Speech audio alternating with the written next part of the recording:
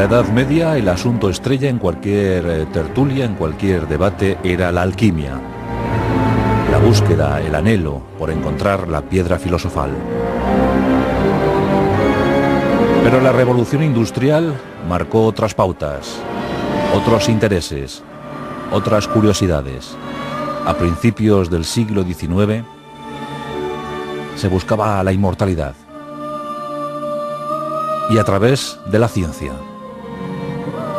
Y en ese sentido, la electricidad lo dominaba todo. Luigi Galvani instauró el galvanismo, la electricidad animal, la posibilidad de mover, de revivir músculos, tendones, nervios, gracias a estímulos eléctricos, en la carne viva o muerta.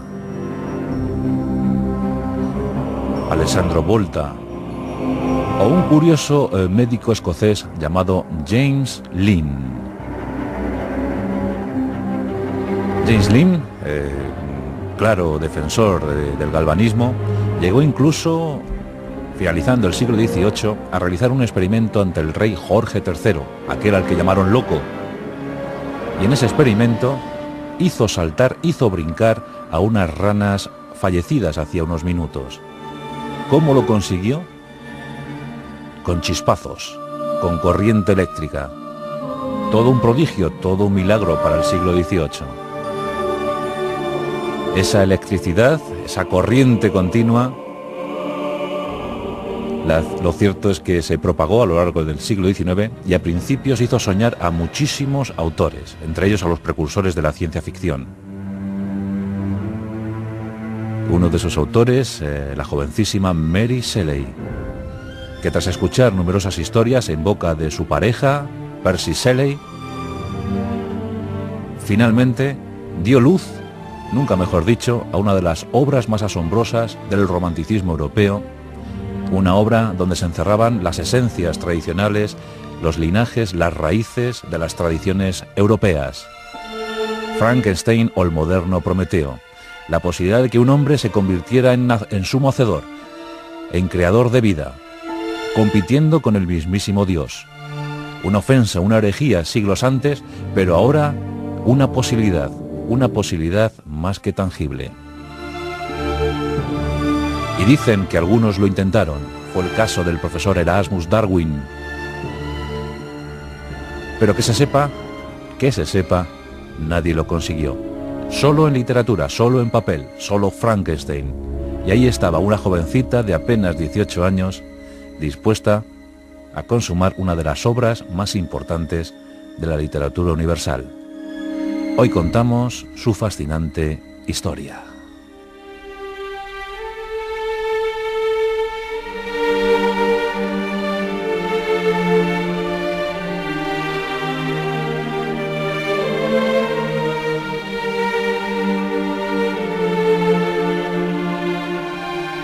A finales del siglo XVIII en el Reino Unido se soñaba con muchas cosas, el progreso así lo posibilitaba. La revolución industrial era una gozosa existencia y todos caminaban tras la estela del progreso. Muchos abogaban por el desarrollo total de la ciencia, pero otros insistían en el humanismo, otros insistían en que había que depurar el alma antes de progresar.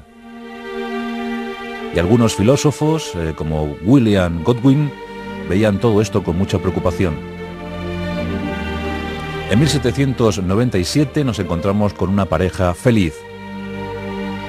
Ella era Mary Wollstonecraft. Bueno, pues Mary, la señora Godwin, lo cierto es que era una feminista, una pionera del feminismo, además muy reconocida por las élites burguesas, por miles de mujeres que no veían su condición en igualdad con la del hombre.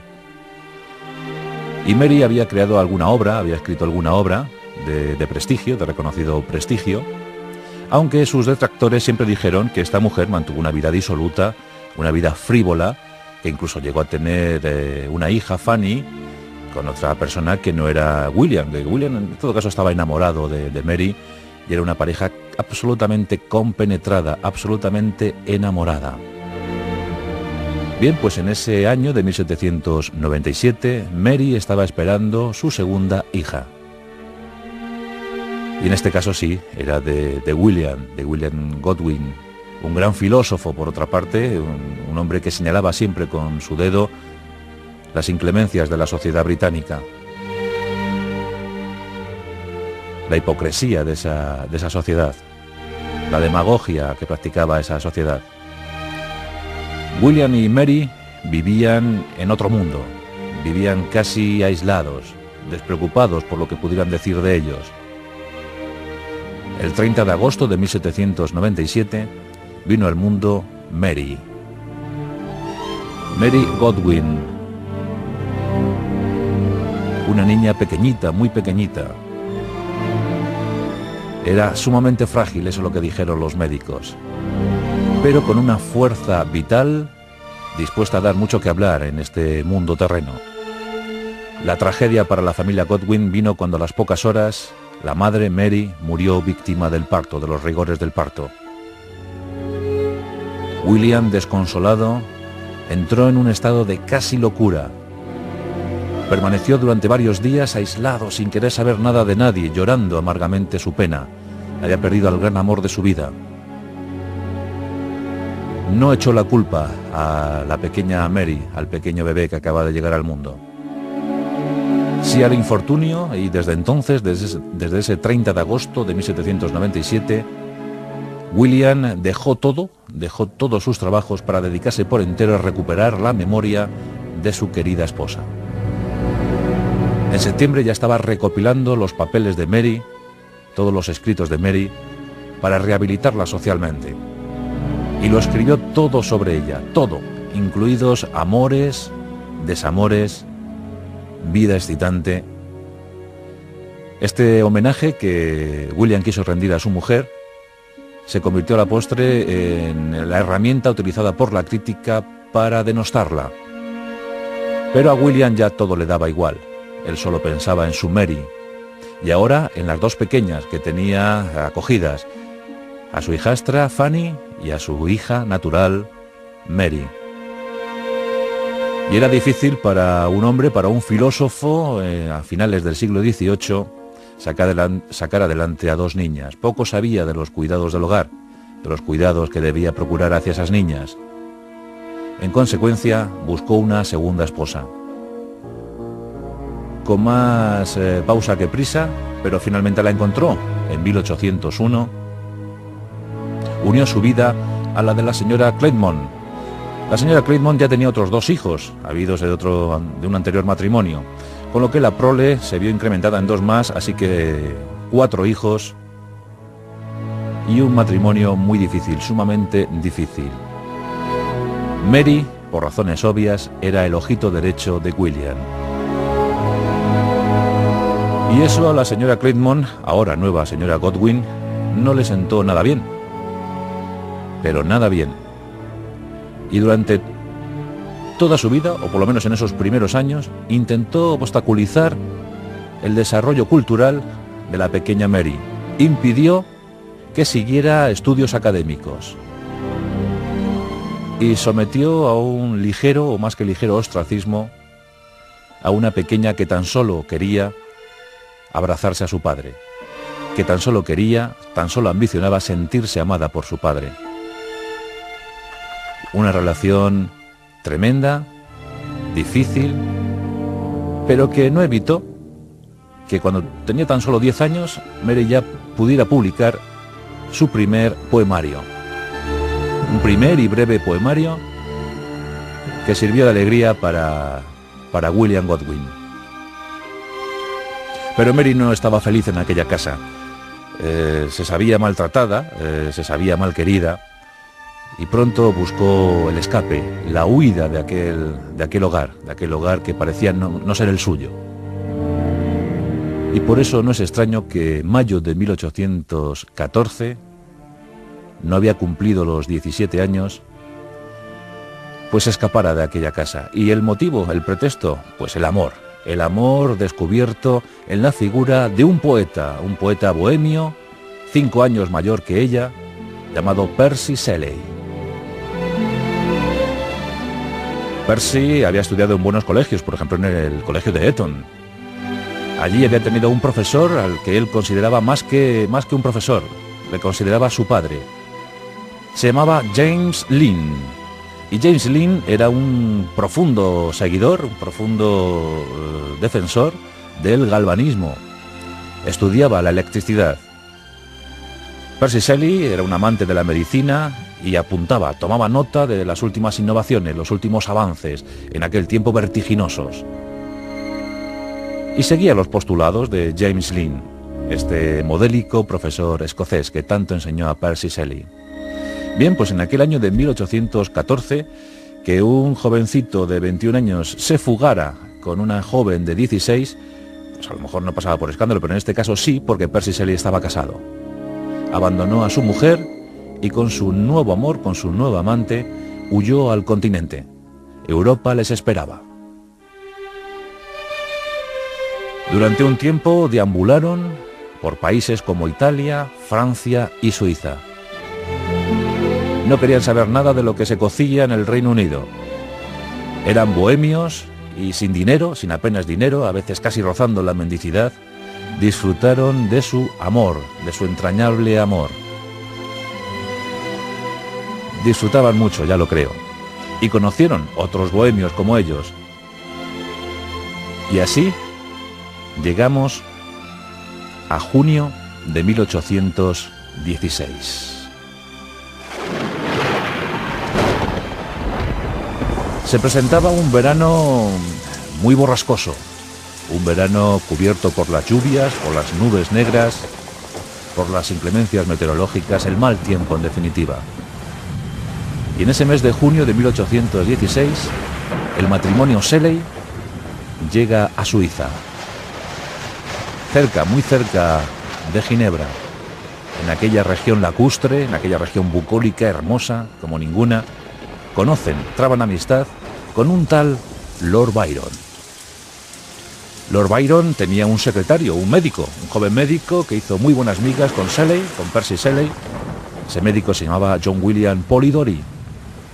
Era jovencísimo y hacía de secretario de Lord Byron, quien por entonces se encontraba escribiendo el tercer canto de su famoso Childe Harold.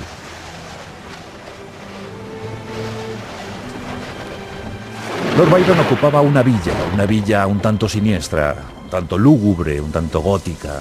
La villa se llamaba Diodati.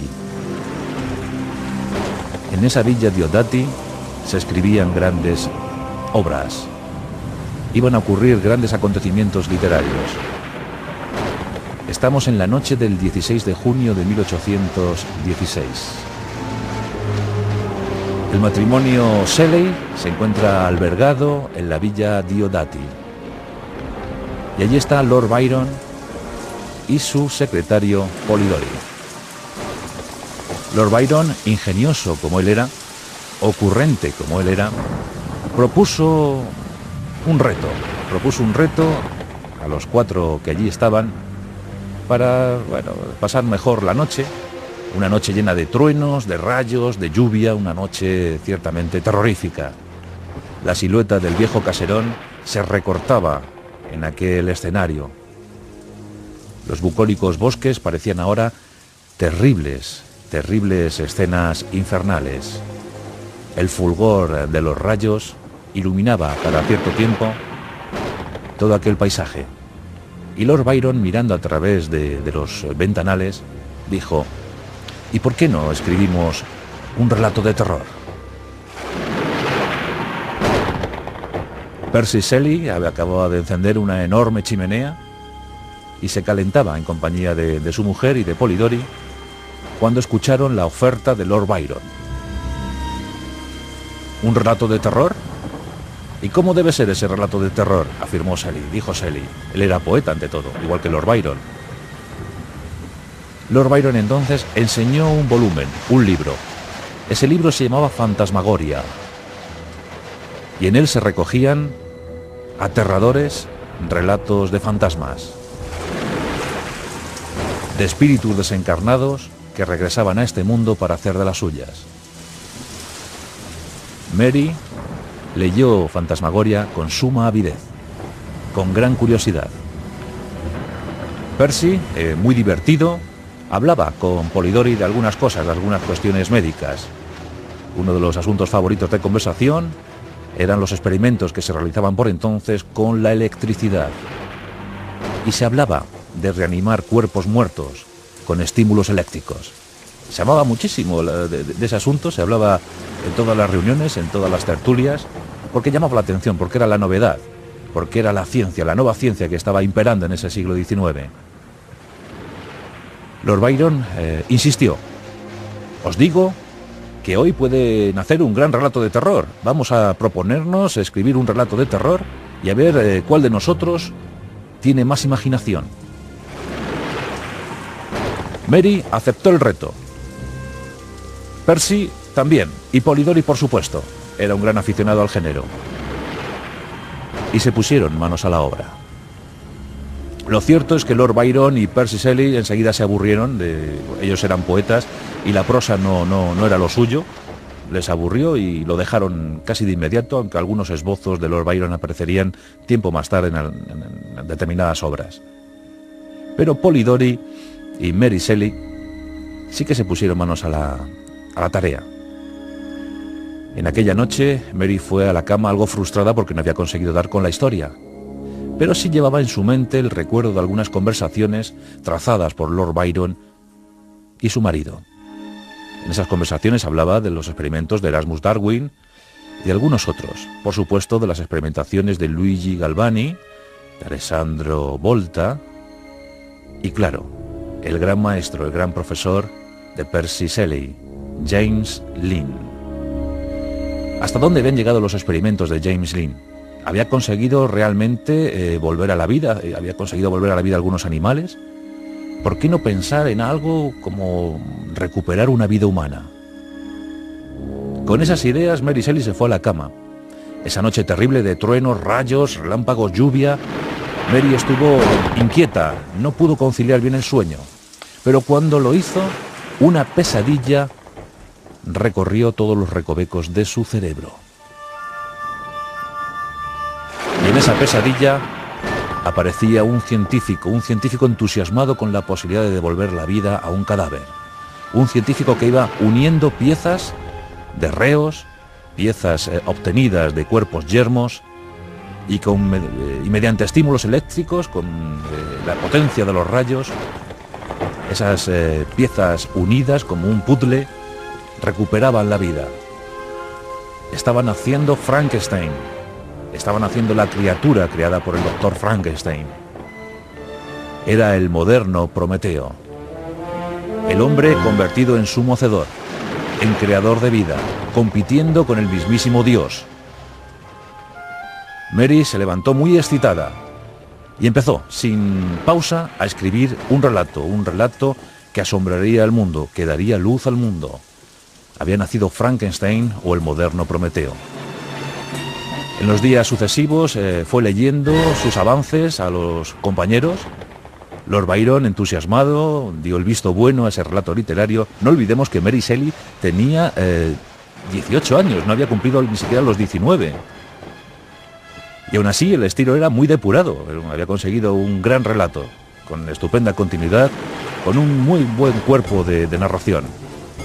Percy aplaudió la obra de su pareja y Polidori asombró a los demás con otro relato que sería más tarde conocido como El vampiro.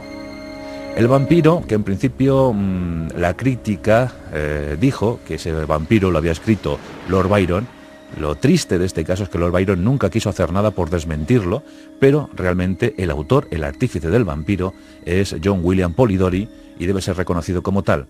John William Polidori, que tuvo un final muy triste porque se suicidó con un veneno potentísimo que destrozó su estómago.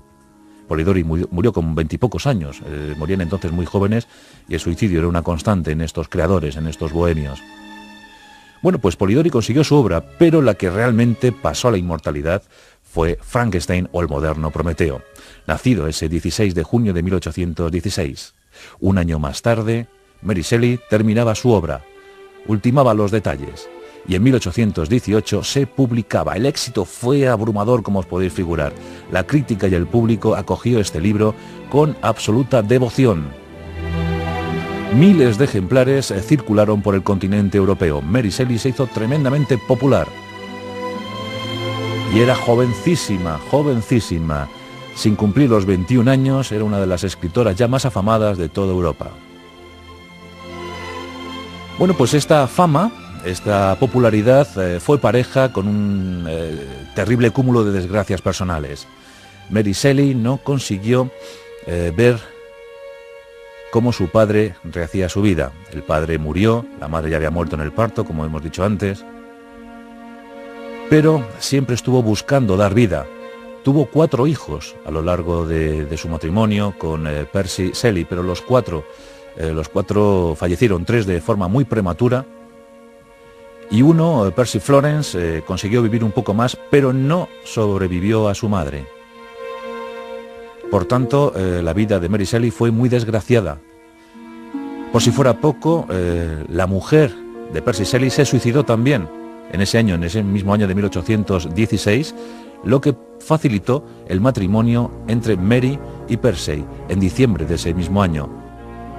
Y una vez casados, la degeneración, el declive, la decadencia.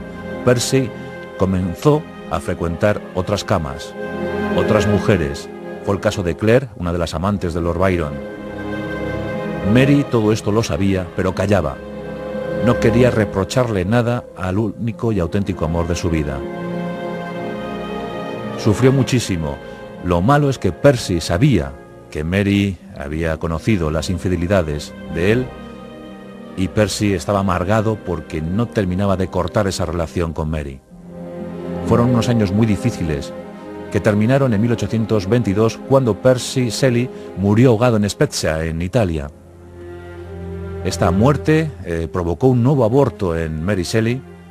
Tras conocer el fatal desenlace, el fatal dato, Mary Shelley abortó, perdiendo un nuevo hijo, lo que la sumió en una profunda depresión. Se volcó en el cuidado del pequeño que le quedaba vivo, que aún le quedaba vivo, Percy Florence, y con él regresó a Inglaterra para darle una muy buena educación. Muchos llamaron a la puerta de Mary Shelley. Muchos se quisieron casar con ella y con su fama. Pero ella afirmó, y fijaos que tras conocer las infidelidades de Percy, tras haber tenido 4 años difíciles, los 4 últimos, pero en una ocasión Mary Shelley afirmó: me llamo Mary Shelley y con este apellido iré a la tumba. En mi lápida figurará aquí yace Mary Shelley. Y guardó, al igual que hizo su padre con Mary, con su madre, pues quiso guardar la memoria de Percy Shelley. Se dedicó desde entonces a recopilar todas sus poesías, todas sus obras, todos sus recuerdos.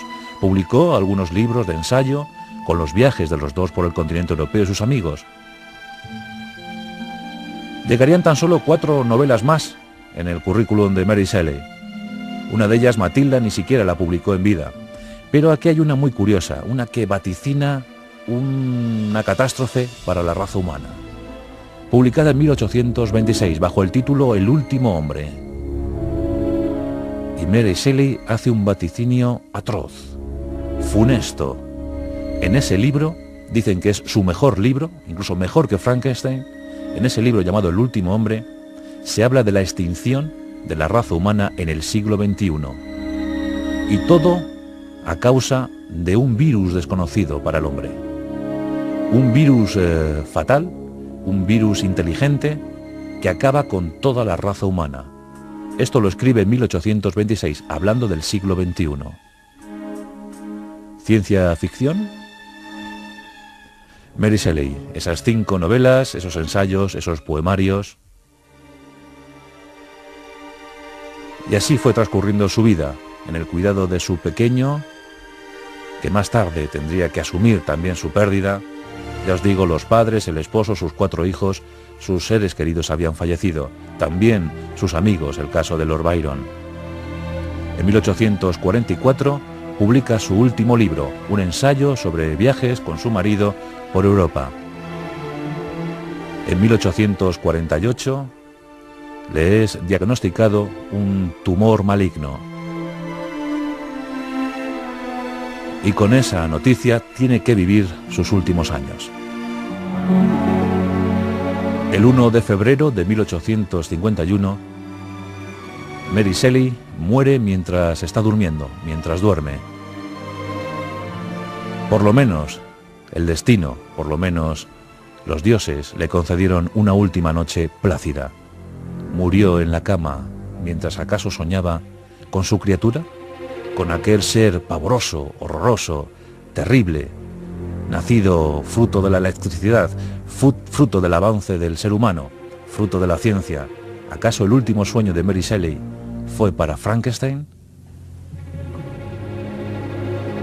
Tuvo muchas ediciones Frankenstein, por ejemplo la más celebrada fue la de 1831, con un gran prólogo de la autora, donde describía cómo fue adquiriendo los conocimientos necesarios para escribir Frankenstein o el moderno Prometeo. Y sí, efectivamente, en ese prólogo Mary Shelley descubre que había escuchado muchísimas conversaciones en boca de su marido Percy Shelley sobre James Lind y sus afamados, sus también secretos descubrimientos sobre la electricidad. La fuente, la inspiración, seguramente fue la de James Lind. Pero nos quedamos con esa bruma, nos quedamos con esa tormenta en ese 16 de junio de 1816 para la historia de la literatura. Lord Byron proponiendo, Polidori y Mary Shelley apuntando y escribiendo, Percy Shelley acordándose de su eterno profesor, de su mentor, de su tutor, aquel que fue capaz, acaso, de jugar peligrosamente con la electricidad.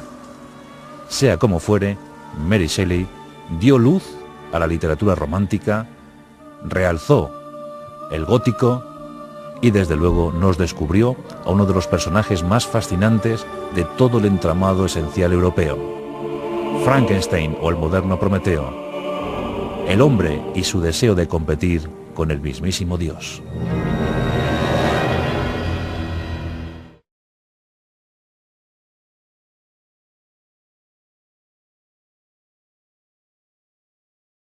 Una posibilidad más que tangible. Y dicen que algunos lo intentaron. Fue el caso del profesor Erasmus Darwin. Pero que se sepa, nadie lo consiguió. Solo en literatura, solo en papel, solo Frankenstein. Y ahí estaba una jovencita de apenas 18 años, dispuesta a consumar una de las obras más importantes de la literatura universal. Hoy contamos su fascinante historia.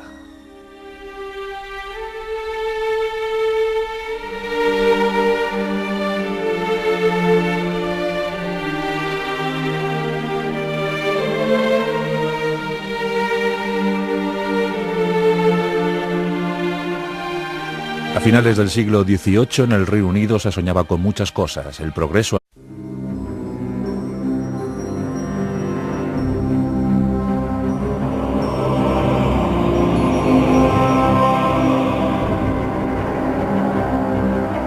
En la Edad Media el asunto estrella en cualquier tertulia, en cualquier debate, era la alquimia. La búsqueda, el anhelo por encontrar la piedra filosofal. Pero la revolución industrial marcó otras pautas, otros intereses, otras curiosidades. A principios del siglo XIX se buscaba la inmortalidad. Y a través de la ciencia. Y en ese sentido, la electricidad lo dominaba todo. Luigi Galvani instauró el galvanismo, la electricidad animal, la posibilidad de mover, de revivir músculos, tendones, nervios, gracias a estímulos eléctricos, en la carne viva o muerta. Alessandro Volta, o un curioso médico escocés llamado James Lind. James Lind, claro defensor del galvanismo, llegó incluso, finalizando el siglo XVIII, a realizar un experimento ante el rey Jorge III, aquel al que llamaron loco. Y en ese experimento hizo saltar, hizo brincar a unas ranas fallecidas hacía unos minutos. ¿Cómo lo consiguió? Con chispazos, con corriente eléctrica. Todo un prodigio, todo un milagro para el siglo XVIII. Esa electricidad, esa corriente continua, lo cierto es que se propagó a lo largo del siglo XIX y a principios hizo soñar a muchísimos autores, entre ellos a los precursores de la ciencia ficción. Uno de esos autores, la jovencísima Mary Shelley, que tras escuchar numerosas historias en boca de su pareja, Percy Shelley, finalmente dio luz, nunca mejor dicho, a una de las obras más asombrosas del romanticismo europeo, una obra donde se encerraban las esencias tradicionales, los linajes, las raíces de las tradiciones europeas. Frankenstein o el moderno Prometeo, la posibilidad de que un hombre se convirtiera en sumo hacedor, en creador de vida, compitiendo con el mismísimo Dios. Una ofensa, una herejía siglos antes, pero ahora así lo posibilitaba. La revolución industrial era una gozosa existencia y todos caminaban tras la estela del progreso. Muchos abogaban por el desarrollo total de la ciencia, pero otros insistían en el humanismo, otros insistían en que había que depurar el alma antes de progresar. Y algunos filósofos, como William Godwin, veían todo esto con mucha preocupación. En 1797 nos encontramos con una pareja feliz. Ella era Mary Wollstonecraft. Bueno, pues Mary, la señora Godwin, lo cierto es que era una feminista, una pionera del feminismo, además muy reconocida por las élites burguesas, por miles de mujeres que no veían su condición en igualdad con la del hombre.